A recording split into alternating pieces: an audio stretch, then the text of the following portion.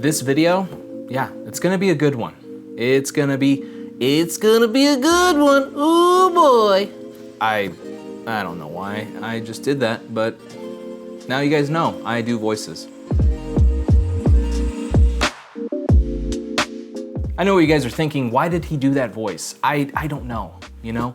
Just felt like I needed to change up the intros a little bit, getting a little stale, but that's not what this video is about. So welcome back to the channel, and if you're new to the channel, welcome. And without further ado, let's go ahead and dive into this video.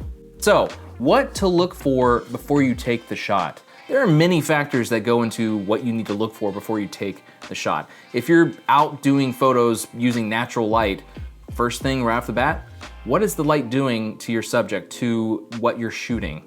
And a general rule of thumb for me, usually when I'm walking around trying to grab some photos of anything, whether that be, you know, street photography, a person, you know, architecture, whatever it may be, you know, if I'm walking around and I suddenly think to myself, that looks really cool, more than likely, that's probably gonna be a good shot. Cool beans! So, cool beans? Yeah, cool beans. And from there, you just need to work on your composition. And if you're new to photography, my advice to you guys is to just get out there and shoot. Because if you keep shooting, you keep practicing, your composition skills will improve, I guarantee it. One other thing that you should focus on is the background. What is the background doing to your subject? If you're taking a photo of a person, do they have some sort of weird tree limb coming out of the side of their head? Do they have some sort of weird line from some sort of architecture, building that's coming out of their head? You just need to look and see what is going on in the background. Is it distracting? Is it taking away from the, you know, the essence of the photo? So if you actually take time to focus on what's going on in the background to really help your shot, again, it's gonna go a long way. Another approach before you take the shot is to just have an idea. What? If you have an idea before you even take the photo, that is going to save you so much time. I have an example, and I'll throw the photo up right here. This idea stemmed from one of my favorite local breweries. They brew a barrel-aged stout that is it's just so good. So good. It's called Thanks for Playing, and usually the can art includes some sort of arcade type of graphic on it. So that right there was the first idea. It was like, okay, cool. What if some person was playing a video game and it's like they beat the game, you know, and then you get that prize at the end, and the can is just coming out of the TV. I want to actually do this in camera, as like 99% of it in camera.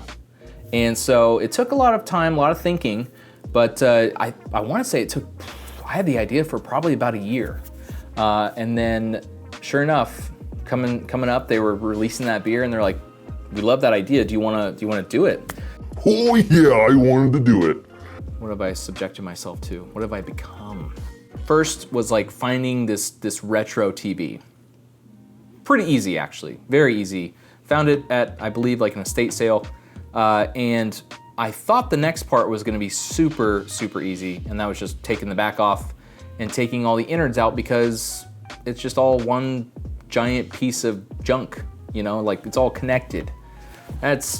Guys, if you want to tear apart a tube TV, very old tube TV, it can be dangerous.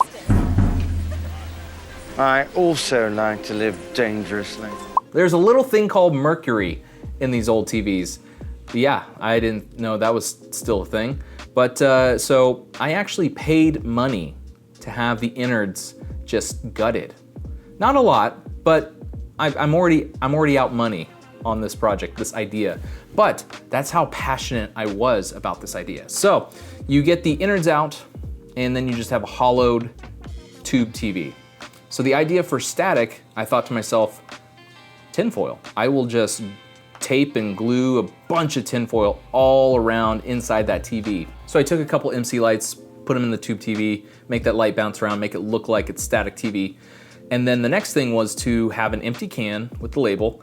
On the back end, I kind of cut a tiny, tiny hole, and then I used a cine arm or a friction arm to kind of like set it in there, and then a super clamp or a magic clamp, I can't remember what they're called, and I clamped that to the TV.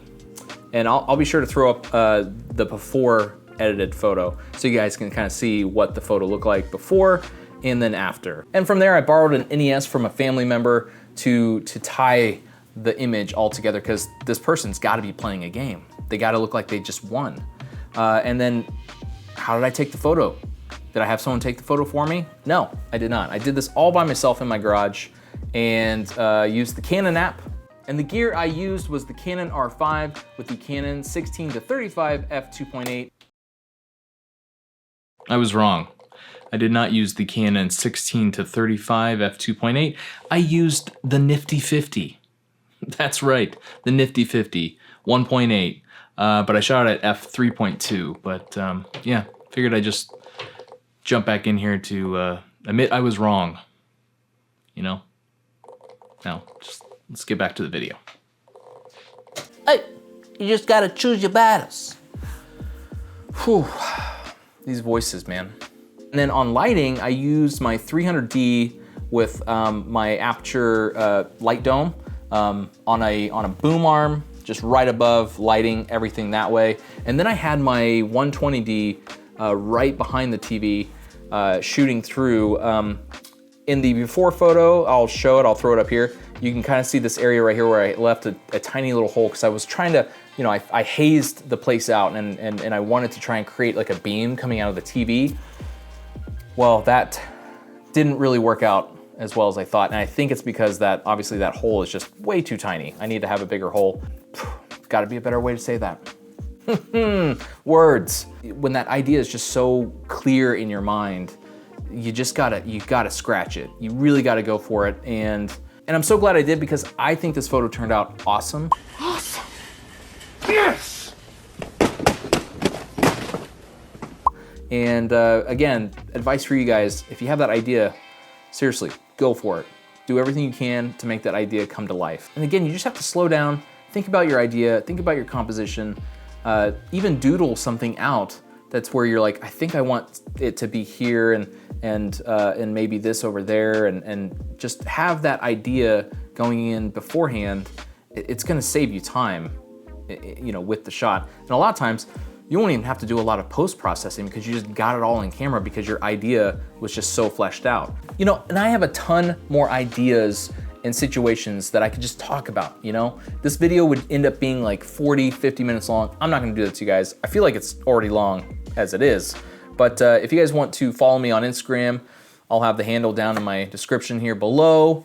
If you wanna just check out some other photos and, you know, leave some comments, you know? Let's chat. You know, have a little chit chat, do all the things. Well guys, that does it for me on this video. I hope you enjoyed it. Subscribe if you aren't already. Tap that notification bell so you can be notified when I upload a new video. And if you like this video, give it a thumbs up. Until next time, shoot to create.